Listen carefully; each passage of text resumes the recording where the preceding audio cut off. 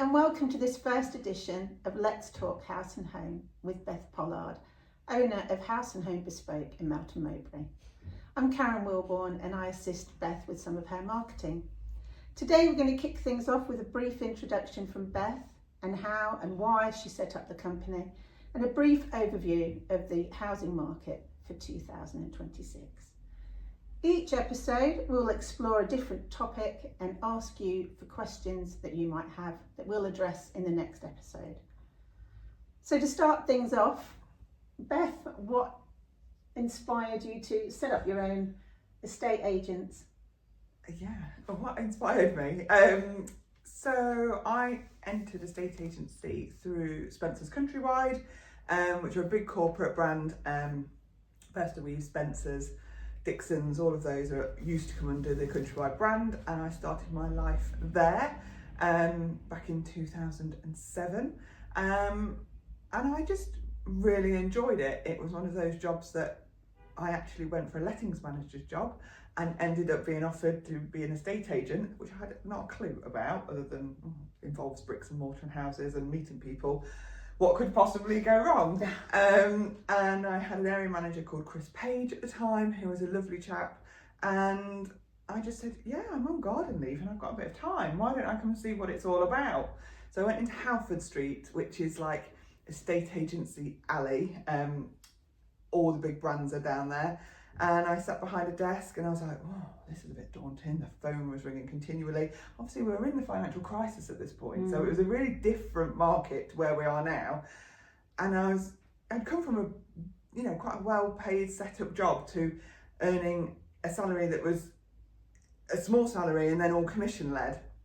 So I had to get my head an awful lot around it. It's a big deal setting up on your own, isn't Yeah. it? So I was like, right, okay, let's do this. And I enjoyed it and I got the buzz. And the more I got the buzz of working on Halford Street and then went into the suburban branches, if you like, in the smaller areas, Birstall, Oadby, those areas, I was more like, I could do this, but almost do it my way.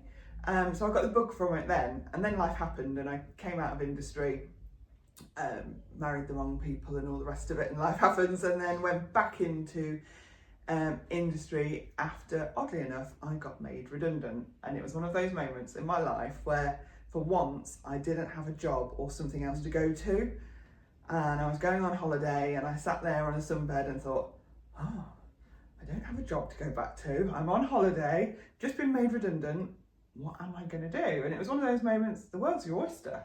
Yeah, and sometimes it forces you to make the decisions that you've been putting off, doesn't it? Completely. And I sat there and bit of a fag packet sort of business plan, if you like, and put together what I would like to do, how I would like to do it, with not really having any experience of running a business ever before.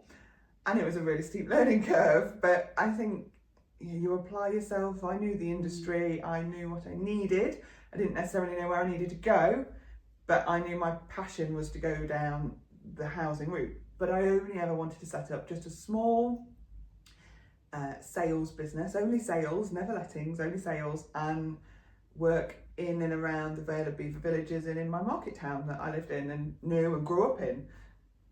And I thought that would be quite easy, naively, and I thought that people would just put the house on the market with me, and then you forget that actually when you're not earning a salary and you need to earn, and it takes 3 or 4 months for a transaction to go through. Yeah, it's a shock to the system, isn't it? A long time. Yeah. And then we had this thing called COVID, because I set it up at, just before we went into COVID lockdown. And that was a real eye-opener. Yeah, it wasn't easy, because you sold my parents' house at that time, didn't you? Yeah.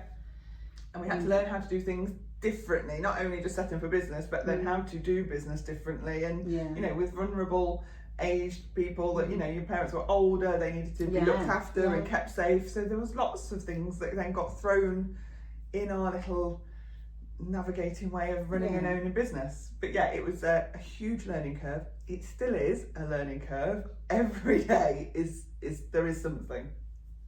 And we're now sat, aren't we, in your high street office in Melton? Yes, so I opened it a year ago. I always said I didn't want to be on the high street because I thought you could do estate agency from your home. And you can, and there are lots of models that allow you to do that, but actually that caps what you can do as well. One person cannot do it all. There is too much compliance, being in other people's houses, manning the phones, everything to it. You cannot just do it by yourself and expect to grow. No. So I then opened my offices on Sherrard Street in Melton, being the only female, if you like, independently owned business in terms of estate agency on the high street in Melton. And I think that's where I positioned myself and, you know, pride myself on that.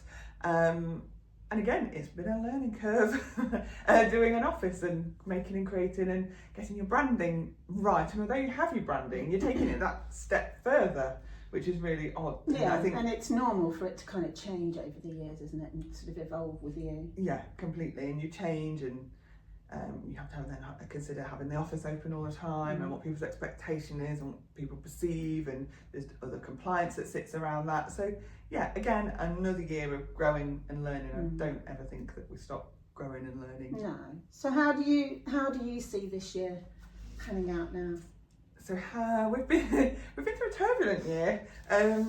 So property market wise, everybody was waiting for the budget last year, which the Labour government didn't deliver right until the end of November, and it really stalled the market, especially on the higher end stuff.